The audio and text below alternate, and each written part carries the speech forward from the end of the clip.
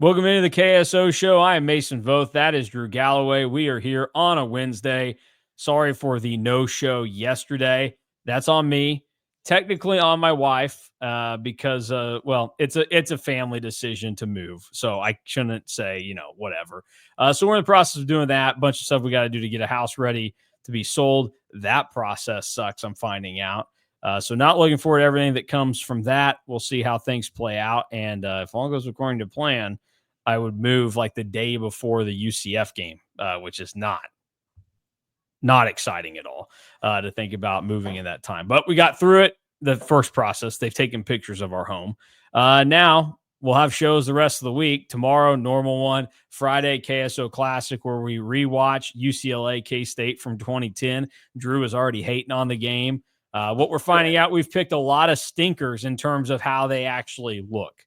The first half of the game has not been great. Like, I still have the second half to watch. We knew that the first half was going to be the second half does not get much better. We also knew that this is going to be a rough game passing wise, and like that also just makes it kind of a tough watch because neither team could throw the ball very well. We're also back, and I have internet. I'm not even joking. I've never seen this happen before. But Transformers Blue in where I live, and internet was down for the entire day. And like it happened right at the very end of our show on Monday. And we didn't get Wi-Fi back. I think that we stopped, or like the Wi-Fi quit at 5:30 p.m. Eastern time. Did not come back on until like 12:30, 12:45 a.m. And it was out like throughout the city. It was the craziest thing that I think I've ever seen. Probably Megatron's fault, blowing up Transformers, and also just wiped out a good night of college football playing time for you on the PlayStation. See, I played this a little bit smart beforehand when I did some of the dynasties that I had loaded up already. I had them as like the offline files. So because of that, was still able to get in a little bit of grinding while my wife read, because I might be old school. Old school, or some would call me maybe a derogatory word. I always do offline dynasties on college football. It's like I'm just, that's why would I need this to be connected to the internet to play by myself or something? Anyways, that's valid. I have enjoyed some wild online games there. But anyways, we'll get on to real college football talk right now. One of the recent things that I was tasked with doing at KSO was ranking every Big 12 offense entering 2025, which, 3 years ago, this wasn't that bad of a thing to do because there were only 10 teams in the league. And so you write like, here's how I rank the conference. Here's this. It's just 10. That's easy. Adding 6 more teams to that, it feels like a beast to get through. You're like, oh my gosh, I'm at 8. I'm only halfway done. I used to be on the verge of finishing at this point. So there's a lot of teams to try and evaluate, and I did it. And it's just a lot different because now you have to like look at what somebody either lost from the portal or added from the portal. Well, to like what you evaluate of an offense too. And the league is just so much more compact in terms of the talent and the competition level, where you don't have Oklahoma and Texas at the top, who on paper have the most talent and should be the top 2 teams in a lot of these rankings that are done. You don't have Iowa State and KU, who are doormats anymore. Like, they are legit, so they're added into the mix of all the other teams. You do have a couple of doormats, Scott Satterfield and Brent Brennan. Shout out to them. They're pretty consistent on that now. But even Brennan Sorsby is a pretty decent quarterback. Allegedly, I didn't see it in Manhattan last year, but for some reason I did find myself liking him more than maybe I should. That was the thing, the Brennan Sorsby hype. What were people watching? He showed up in Manhattan, and I was like, this guy? He's better than some, but a lot worse than others. Yeah. I think that he's like the perfect, like, middle of the tier 8th best quarterback in the conference. He's better than Emory Jones, I guess. That's low bar. Anyways, let's get into it. This is how I rank the Big 12 offenses. There's been some pushback on the KSO message boards, as many could assume. Here's the criteria. I explained to Drew before this in a much longer way. I had an initial process that I was going to do.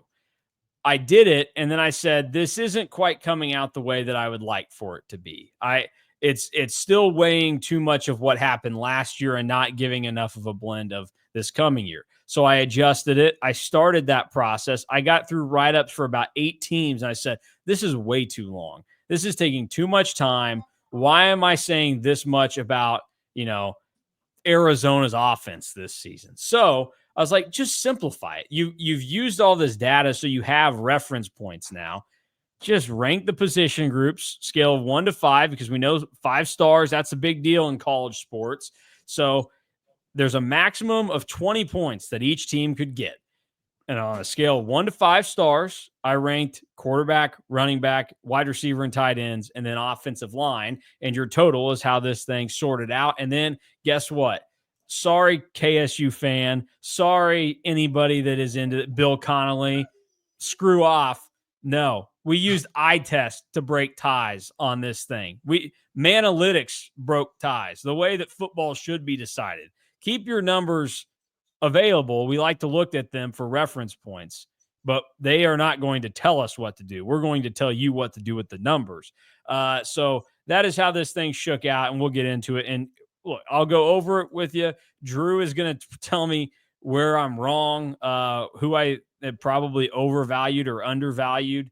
The most interesting thing in this that I don't think KSO people are going to have a problem with, but if other fan bases saw it, they might take issue with how I ranked some of the quarterback positions.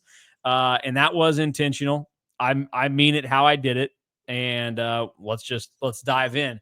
No surprise to you, Drew, that I had Arizona State number 1. Yeah, you are as close to a Sun Devil as I think that you possibly can be. Like you were all about Arizona State last year. You've been all about them this offseason. I wasn't totally surprised. Only real issue that I have with your ranking of Arizona State, I think that you might have running back a little bit too high, but the difference between a 2 and a 3 to me isn't a super big deal. I just have some questions, and replacing Cam Scadaboo, I think, is just going to be a lot tougher for them than I think that we all kind of think that it could be. Yeah, no, I definitely think that they're going to take a drop there. And that's where people should keep in mind with this is a lot of these offenses have to kind of try to maintain the level they were at last year. And I think Arizona State, they like the running backs that they've brought in there. I like what they've done. I think they've made it serviceable enough to where I can give you just a generic Rivals 5.53 star. I trust you enough right there with what's going to happen. And then you have enough of the other weapons around you, like Sam Levitt with his targets are going to be so dangerous. The offensive line, there's good continuity there. So I saw it as I didn't think that they needed to be deemed, but I do as an overall thing. If we see Arizona State's total complexion of the offense take a half step back or a step back, that's significant for them because we know that's what made them so good last year. It would be because of, I think Cam Scadaboo is going to be more significant than they thought in that situation, but they'll be able to manage it. I've got K-State and Arizona State in Arlington, so I obviously think that Arizona State's going to make out just fine with the situation. But I can understand. It's almost I think you need to look at it with Cam Scadaboo last year. You know how sometimes in MLB The Show, there will be certain guys that, Aaron Judge would be an example, is where his ratings, yes, it's all on a scale of 0 to 99 for guys on skills. But for a guy like Aaron Judge, they're going to give his power against lefties is a 117 because, yeah, the dude just smashes the ball nonstop. That's the kind of thing where Arizona State, they're not going from a 5 last year. No. They're going from a 6. They're a 6.5. They get bonus points because Cam Scadaboo was the best running back in the country and probably should have been a Heisman finalist if there weren't so many prudes around other parts of the country that didn't care about, real football. Staying up late. Yeah, exactly. Come on. So that's where it comes to me. I think that's where people should think about some of this is the drop off. It's not just that you might be going from a 5 to a 3. It's that you might be going from a 6 to a 3 or a 6 to a 2. And that makes the gap wider. But I get what you're saying. Fair criticism. This next one with Baylor, I want to be there with you and DY about Baylor and about Sawyer Robertson. I don't want to be there because I don't want to see Baylor be good. But that's just more of like and we've talked about this. The bowl game, I know that it doesn't matter as much now as it used to, but I just can't get the bowl game out of my head against LSU with Baylor and Sawyer Robertson. Well, it matters a lot for my overall. I just got done recording my Blitz month. Yeah, no, it does that with me too. And I just got done talking with Scott Wildcat, did my Blitz month episode with Bosco's boys. And one of the things that we talked about was like Baylor has so much boomer bust potential, and it's all on Sawyer Robertson's shoulders. Yeah, I'm not sure if I would put him in that 5-star category just yet. So this would be on the opposite end of the spectrum. Is we know there was a weak schedule for Baylor last year, and Sawyer Robertson was clearly the savior of that team. They were headed to a bad spot if Daquan Finn kept being their quarterback. Are they a situation where instead of going from like a 6 to a 3 in like that running back slot, like we talked about Arizona State, did they more than anything go from a 1 or really a 0 for how bad he was to just like a 3 or a 4? And then that's why we're putting Sawyer Robertson on that pedestal. And like, I'm open to that. I had Sawyer Robertson as I think my second ranked quarterback when I did quarterback rankings. I'm going to give him the benefit of the doubt going into it. And I rarely do that. I like to be harsh on people, as many have come to notice here on the KSO show, but I give him that. And he put up good numbers last year.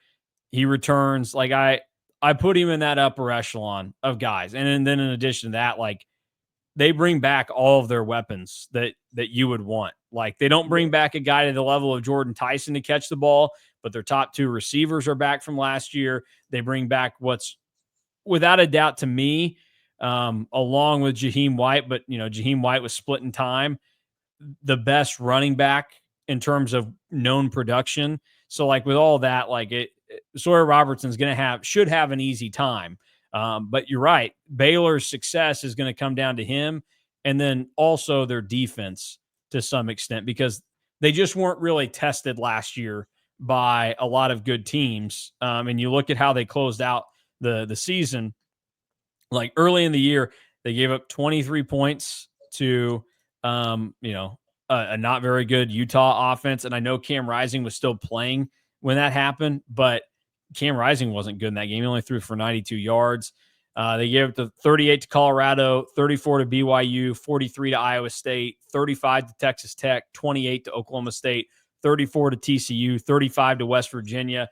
They closed out strong, but they played teams that had problems all season, Houston and Kansas, where they gave up 10 and 17. And then they got smoked 44 to 31 in the Texas Bowl against LSU, and it wasn't even that close. And so I am with you. As a team overall, I have issues with Baylor because of that Texas Bowl. Maybe I shouldn't. Maybe it's unfair.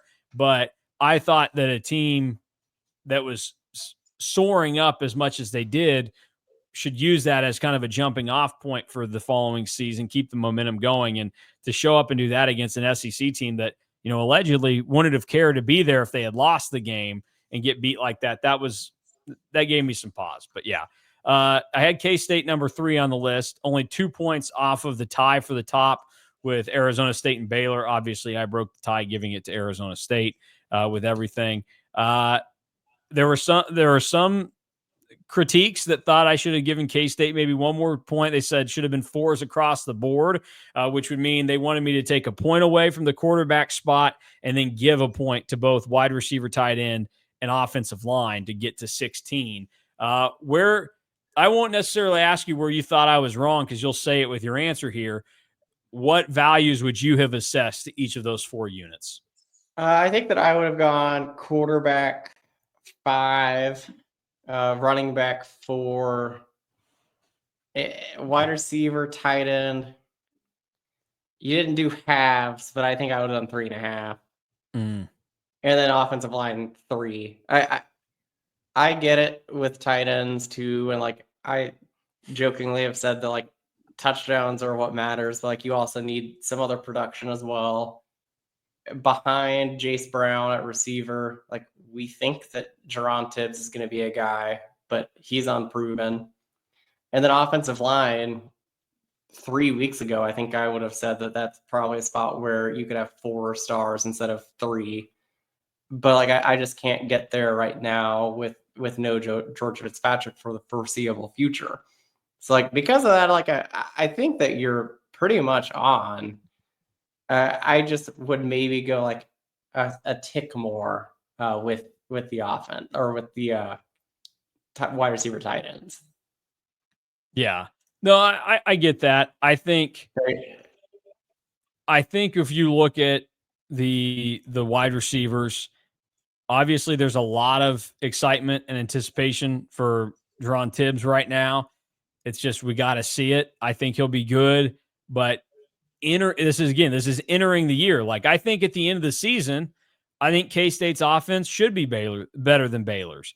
I think they could be competing with Arizona State to be better than them, but we just don't know that. We have to go off of what we know and what we can project reasonably at this point in time. I'm not going to go and be irrational about it and say, because I think Dylan Edwards, we've already talked about it. He could very easily be the best running back in the Big 12 this year. I think it's a possibility. So I could have given K-State a 5 for that, but I wasn't going to because that'd be silly to do for a guy that hasn't been the primary ball carrier yet.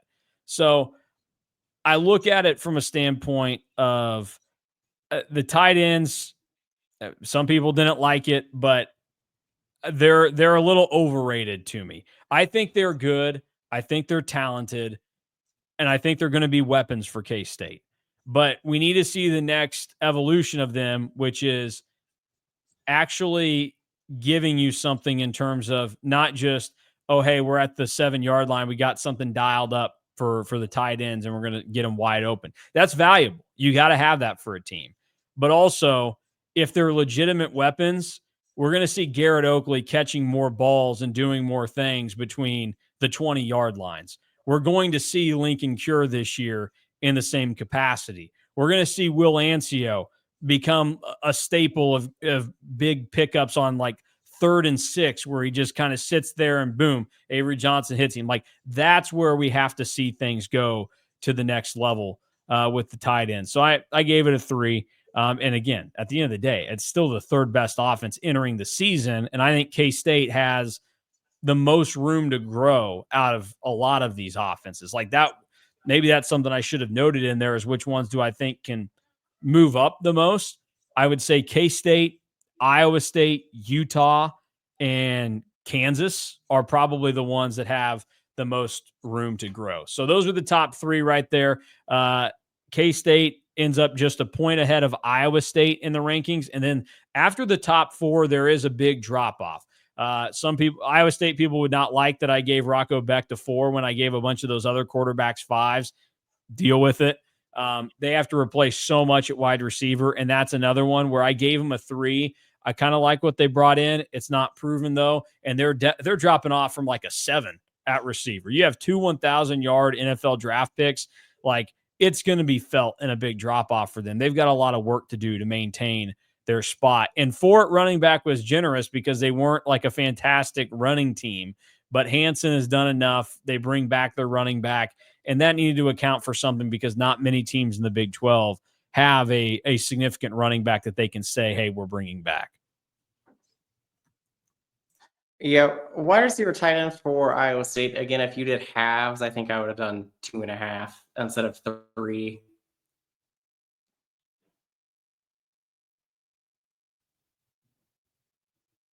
Yeah, no, I totally, I can see that. Okay, finishing out just to kind of give an idea of how these teams were grouped. TCU, Utah, Texas Tech all got 11 points. So I gave TCU the boost mainly because at the end of the year, it will look like they had the better offense, whether they did or not, because they're just going to be so high paced. They're going to chuck it. Their defense is going to suck. So they're going to be playing a ton of offense. Like they are going to be an offensive threat, but also within that, like that's one of those teams that when K-State plays them, you're not going to be shocked if K-State has to try and win the game like 42 to 45 or something like in that range to beat them. K-State could also very easily shut them out again. Like that's where like the volatility with their offense could be. They have to replace essentially all of their weapons. I gave them some credit though because I am a Joe Manjack guy, so that was a good transfer pickup from Houston. Utah, great wild card here, unknown running back with very little production that's going to have to take over there. Their offensive line, maybe I could have rated a little higher. Devin Dampier, though, is the guy that it's.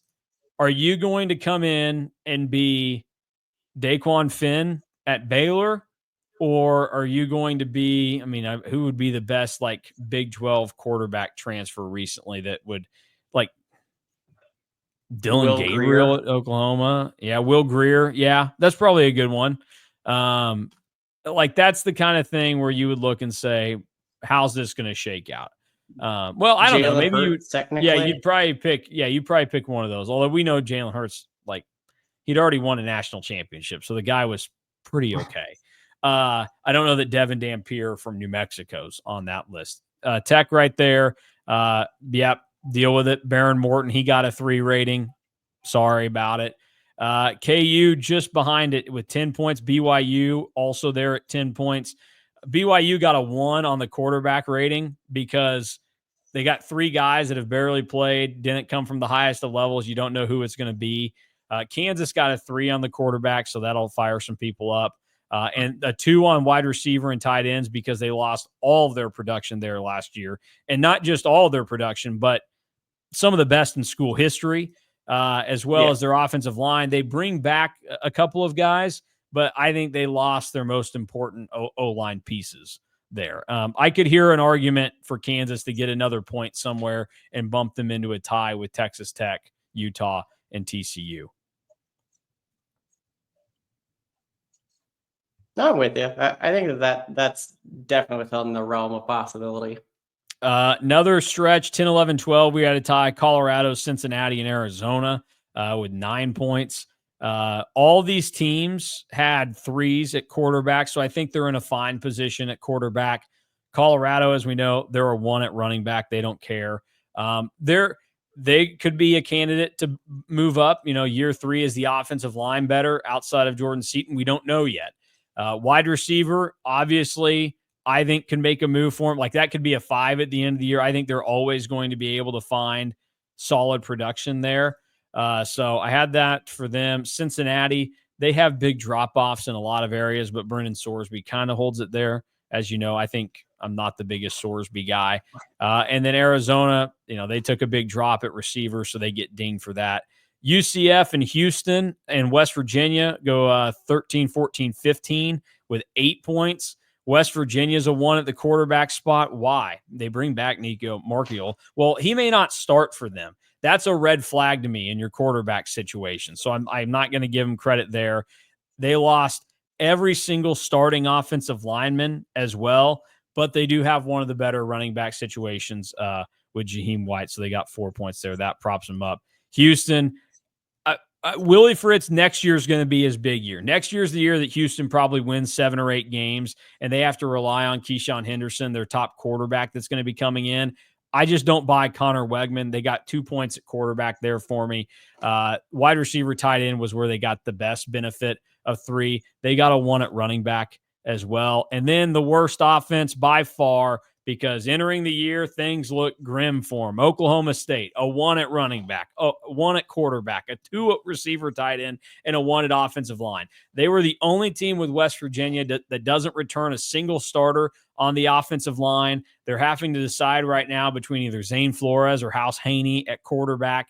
And then running back, you go from Ollie Gordon, who on a bad team last year didn't really make a big difference when he was playing. How am I supposed to believe in whatever running back you're going to throw out there this year? They lost a lot of wide receiver targets as well. So Oklahoma State clearly the bottom of my offense rankings. Yeah, I don't really have any real problems with where you ranked some of these teams. It's more of like what I perceive as like their individual units. Oklahoma State, though, clearly the worst. Like, yeah, it would take a heck of a Mike Gundy coaching job for him to still be at Oklahoma State next year, I think. Yeah, I would agree with that. All right, let's move on. We got only a couple minutes before Drew's got to get out of here, so we're going to play a quick game of Beat the Media Guide. Yeah, everybody start clapping. Clap it up. Okay. Let's get the music going. I'm going to give you a short. It's going to be a list of 5. If I can I can't hear you over the music. There we go. Okay, yeah, I had to crank the music down a little bit. It came in hot. Sorry about that, folks. List of 5. We're going to go into the return game, and you have to give me, because we're doing a Mount Rushmore for the top returners that'll come out today. Who are the top 5 in career punt return touchdowns at K-State? Trick question. This is actually a list of 6 because there's a tie at number 3. Okay, 1 is Phillip Brooks. Ooh, Phillip Brooks is on there, yes. And then David Allen. Yep, they're both on there. David Allen, really good punt returner, but not a good kick returner if you look. Very odd. Does that make him a fraud? No, it doesn't. Stop. I'm going to go... Don't feel great about this one, but Brandon Banks. No, Brandon Banks, that'd be on the kick return front, so he is not there on the punt returns. More punt returns. Let's see. A lot of early 2000s guys on here. I'm looking. 1, 2, 3, 4 of these 6 guys played on the same team at one point. That is actually pretty incredible when you think about that. So there's 3 more guesses. See, Brandon Banks not being on there, like, I guess he just didn't, is Yamon Figures on this list? Yamon Figures is not on this list. Yamon Figures he's just missed it, 2 punt return touchdowns in his career against Illinois State and Rutgers. So now we're down to 2 guesses left. Two of the remaining guys on here are in the Ring of Honor. There were a couple guys that were just punt return only. That makes this so tough. Yeah. Is Terrence Newman on this list? Terrence Newman is on the list. He also had 3.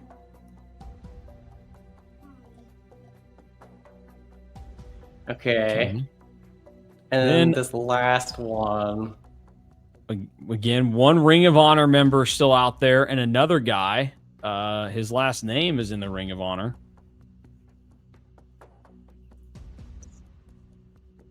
Yeah. Okay. So is Tyler Lockett on this list then? Tyler Lockett not on the list. No, that was the trick part of this question.